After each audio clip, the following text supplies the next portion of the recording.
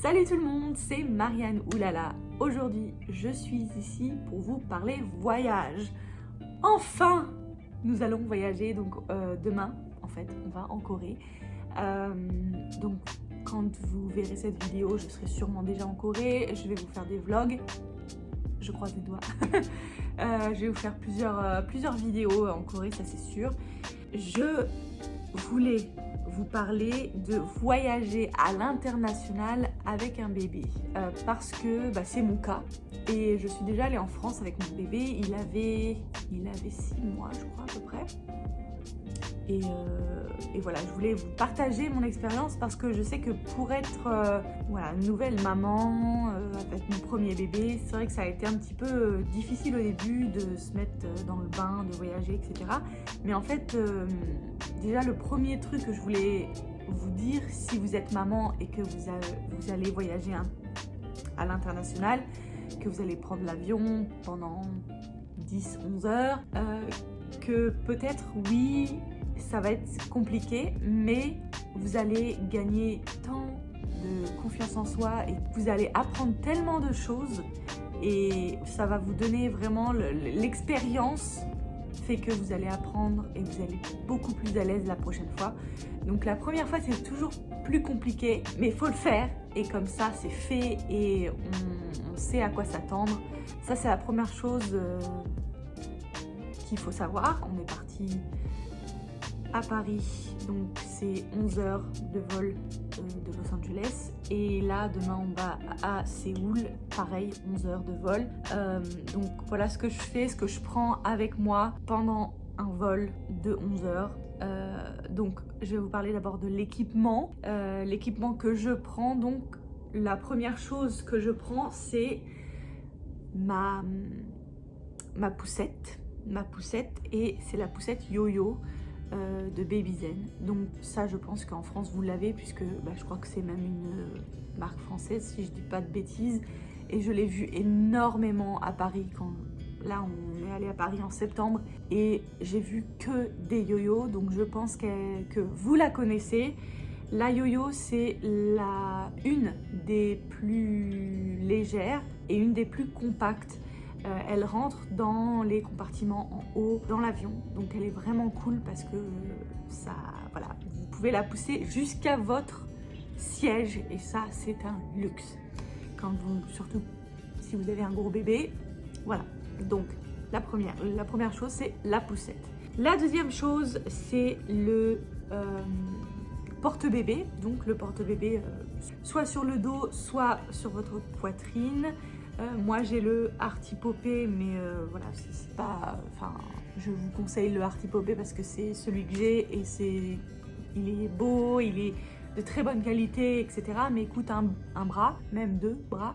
N'importe quel porte-bébé fera l'affaire. C'est très important parce que quand vous allez soit à la sécurité ou la douane, etc. Quand votre bébé a besoin de vous mais que vous n'avez pas forcément, vous êtes en train de faire des trucs, etc. Si vous avez votre bébé dans un porte-bébé, c'est quand même vachement plus facile. Ils dorment aussi beaucoup plus facilement, normalement, hein. Quand je parle de ça, je parle de mon bébé, mais mon bébé dort beaucoup plus facilement sur moi que dans la poussette. Donc voilà, c'est quelque chose que c'est obligatoire pour moi d'avoir. Ensuite le sac à langer puisque c'est là où vous allez mettre tous les trucs, les couches, le liniment, les lingettes, etc. Prenez aussi une petite pochette où vous allez mettre des choses vraiment basiques niveau médecine, peut-être un gel aussi pour les dents ou un truc pour mâcher. Ensuite dans votre sac vous aurez aussi tout ce qui est snack et lait ou lait en poudre, biberon, etc. Si vous allaitez aussi, c'est bien d'avoir le porte-bébé parce que vous pouvez allaiter avec votre porte-bébé. Vous mettez bébé à l'intérieur, vous le mettez juste très bas et il peut prendre le sein en étant dans le porte-bébé. Donc si vous allaitez, c'est vachement mieux parce que vous n'avez pas besoin de prendre biberon, goupillon, savon pour laver la bouteille, etc. Donc, mais si vous faites un allaitement mixte ou que votre bébé boit du lait en poudre, eh bien vous allez avoir la possibilité de prendre une boîte de lait en poudre. Donc moi je vous conseille de prendre une neuve, comme ça vous ne l'avez pas encore ouverte. Vous pouvez l'ouvrir dans l'avion. C'est des gros contenants, mais en général, voilà, c'est pas autorisé. Mais si c'est un produit bébé, si c'est du lait en poudre, il vous laisse passer. Donc ça c'est vraiment bien. Je vous conseille de prendre une espèce de grosse canette, là, une boîte neuve. Comme ça vous pouvez l'utiliser pendant votre voyage.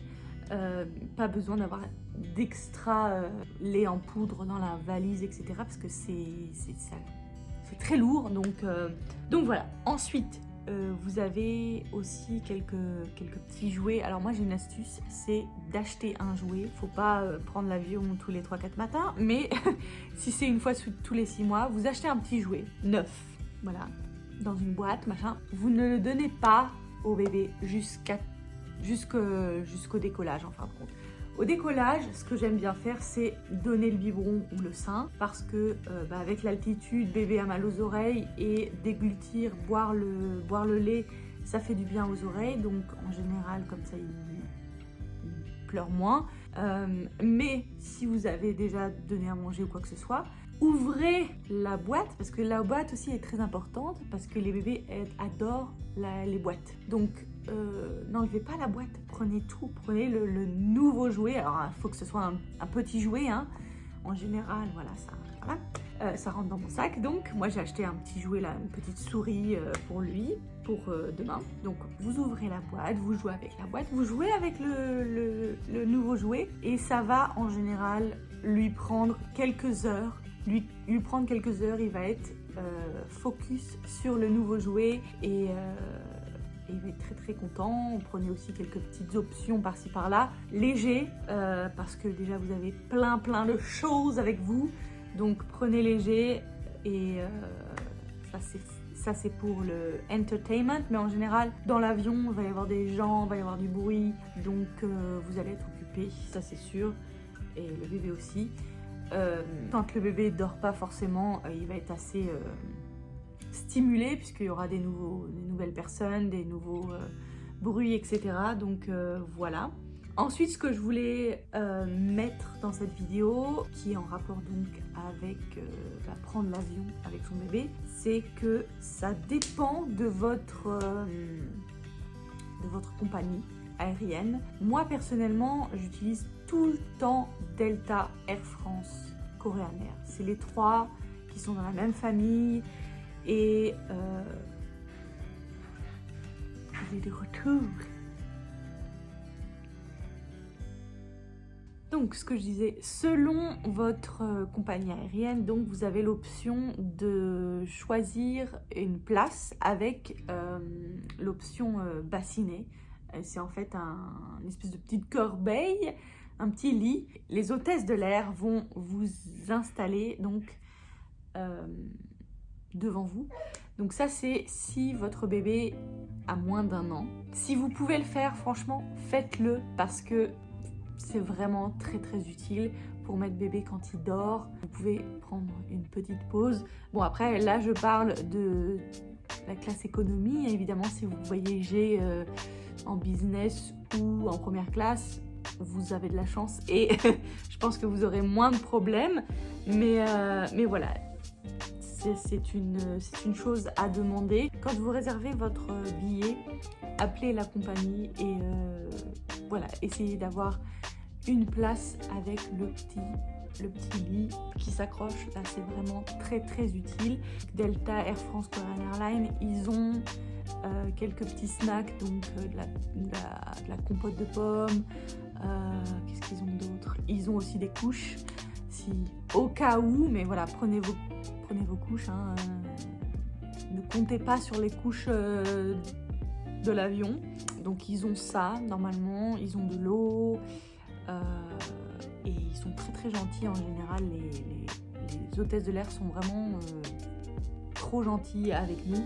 Donc ça, c'est vraiment cool. Si vous avez d'autres conseils ou si vous avez quelque chose que vous prenez avec vous quand vous prenez l'avion avec bébé, bah dites-le moi dans les commentaires et je vous vois très rapidement, on croise les doigts, à Séoul pour des vlogs. Je vais essayer de vous montrer la quarantaine puisqu'on va faire une quarantaine de 10 jours et quoi d'autre, bah après on va rester 3-4 semaines, donc il y aura pas mal de choses je pense à vous montrer. Dites-le moi si vous avez des endroits ou des restaurants, des cafés que vous me conseillez, vous voulez voir ou quoi que ce soit, dites-le moi dans les commentaires et voilà, on se revoit très bientôt, bye.